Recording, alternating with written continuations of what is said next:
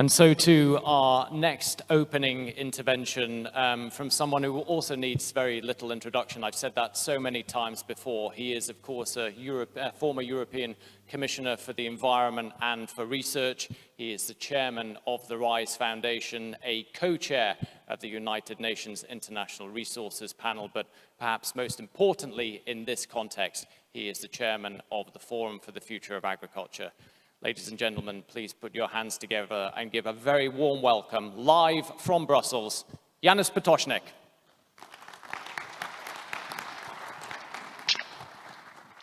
Thank you, Mark. Ladies and gentlemen, welcome to the first of two regional events, also in my name. It is a pleasure to be with you today. And by the way, great speech, Antonio. Let me begin by saying that I and the whole FFA team are grateful that we can once again put at least some of our speakers and audience in the same room again. We still have a long way to go until Europe and the world are immunized, but we can all be happy that at least some of you can be together again. I'm unfortunately still addressing you remotely. It will be interesting to see the outcome of the COVID-related impact on our future life and international conferences in particular.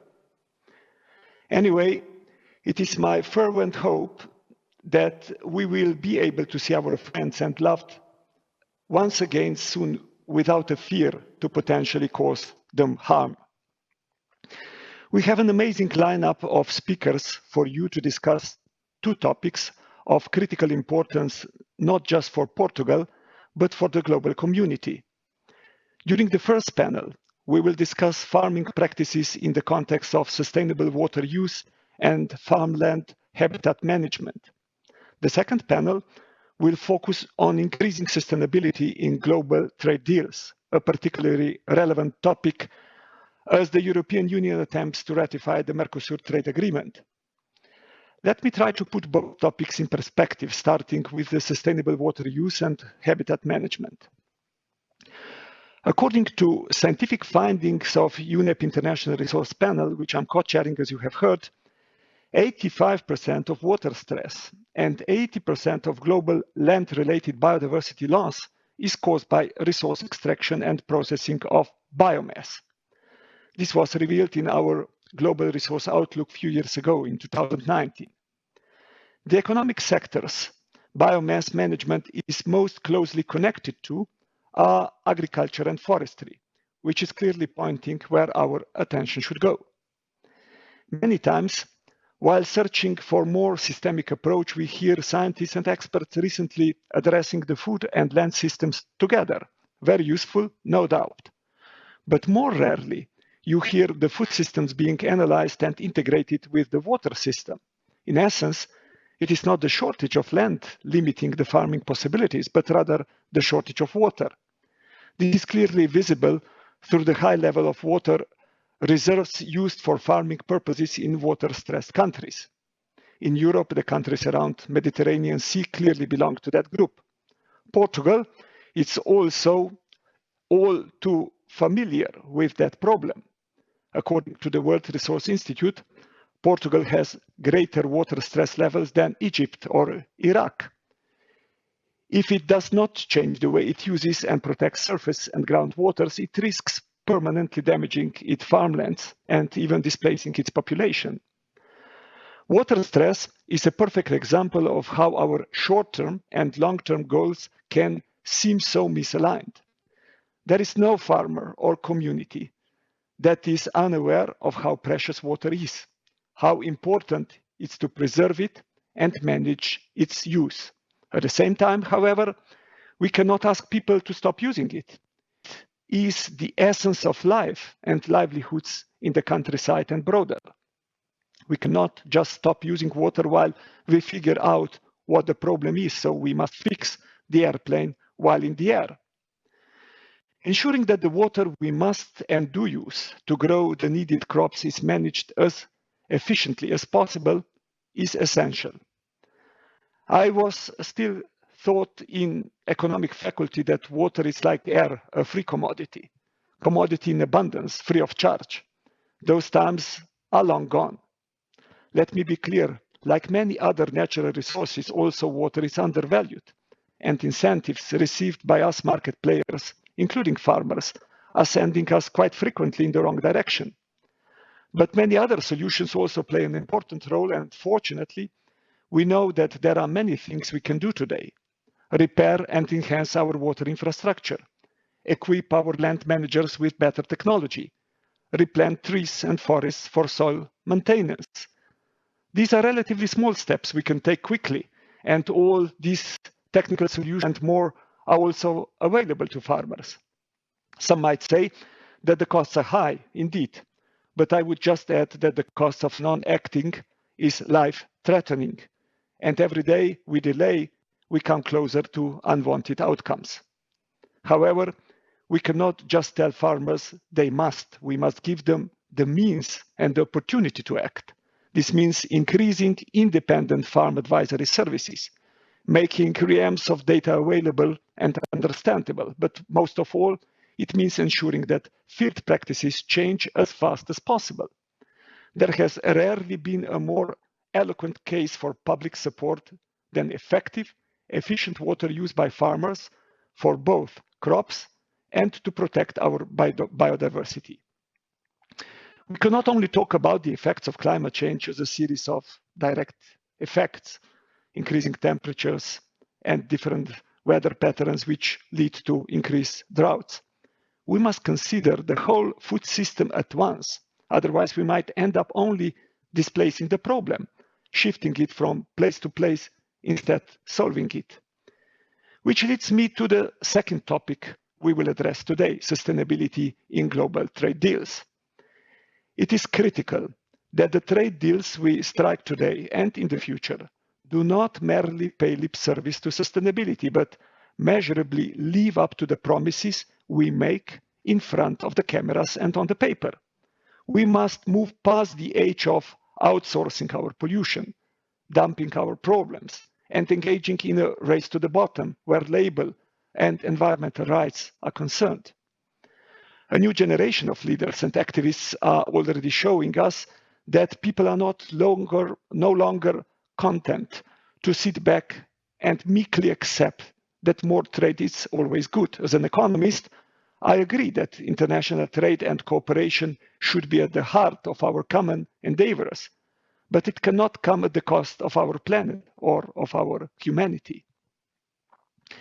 Now that the European Union has committed itself to a new sustainable trade policy strategy, we will see whether our words will be carried through into practice, not just where it concerns Mercosur, but also during our negotiations with other global partners. Why is this so critical and important? For the first time in human history, we face the emergence of a single, tightly coupled, human socio-ecological system of planetary scope. Till not so far ago, all human history, including the two recent wars, which were called world wars, were actually regionally limited. We are now more interconnected and interdependent than ever. According to estimates, there will be almost 10 billion people on the planet till mid of the century. And our impact is visible through many problems we share, from the climate change to biodiversity and health implications. We can connect almost anybody in the fragment of a second. There are no limits for the flows of knowledge, capital, goods, and even people, but the planetary. And if somebody is still not convinced about how connected and interdependent we are, being collectively caught in the global COVID crisis, he or she should wake up. Many are saying that the world after COVID will not be the same again. It will be, unfortunately, very much the same. We will just hopefully understand it better. It is likely that, for example, the frequency and severity of health-related outbreaks and climate-related extreme weather events will still increase in the future. So we need to rethink the way we are managing the risks as individuals and collectively, as private companies and public policy makers, locally and globally. Our individual and collective responsibility has enormously increased. We need to collaborate more to build resilient societies and be better prepared. And we need to be prepared also to share our national sovereignty to protect our collective future. Needless to say, European Union, despite all the problems we are facing, is still far best example from which we can all learn a lot. Organization of global trade and trade deals we are negotiating are showing us how serious we are with all the commitments we have signed for when it comes to, for example, Sustainable Development Goals, Paris Agreement, implementation of the European Green Deal, and I could continue. It is a kind of litmus test of our honesty, which makes today's debate so important.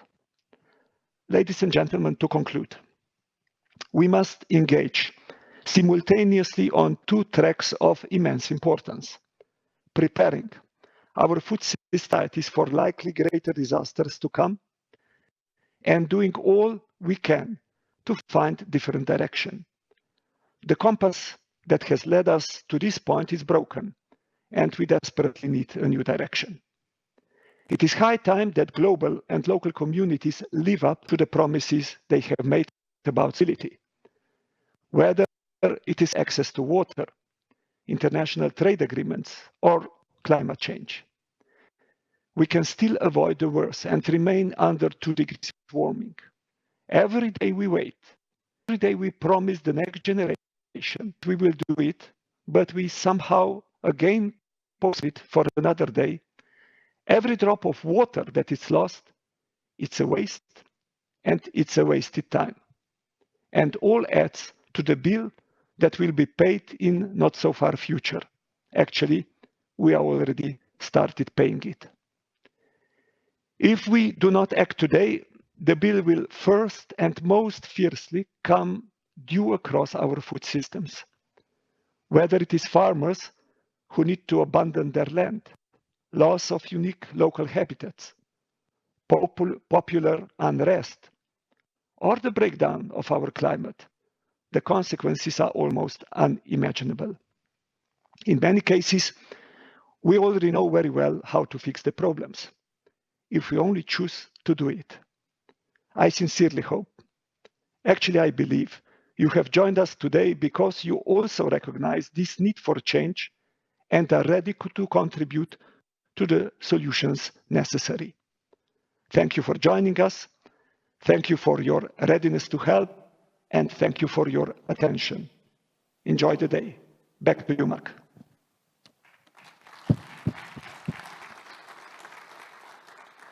Yanis, a tour de force as always, very rich. There's so many points that I could pick up on, but maybe one stands out. You talked about global trade deals, global agreements being a kind of reflection, a litmus test, if you like, the honesty in terms of living up to our sustainability commitments.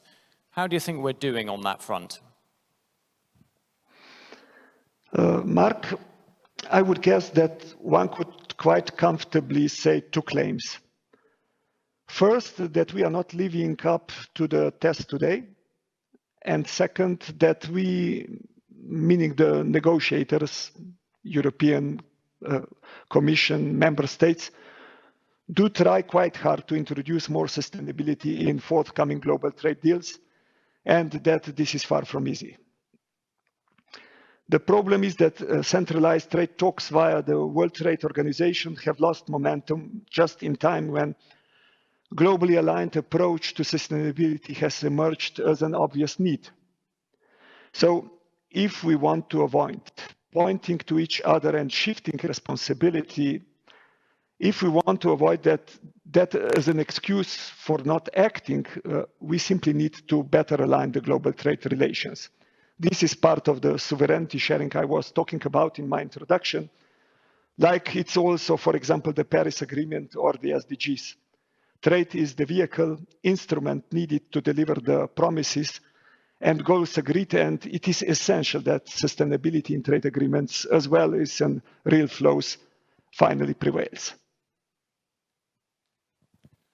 Yanis, thank you very much indeed. So much in there that will stimulate both our first and upcoming panel session, and of course the one that we'll get into on trade a little bit later on. I'm sure we'll have the opportunity to hear more from you in the days and the weeks and months ahead, but for now, thank you very much indeed. Ladies and gentlemen, Yanis Potočnik. Thank you.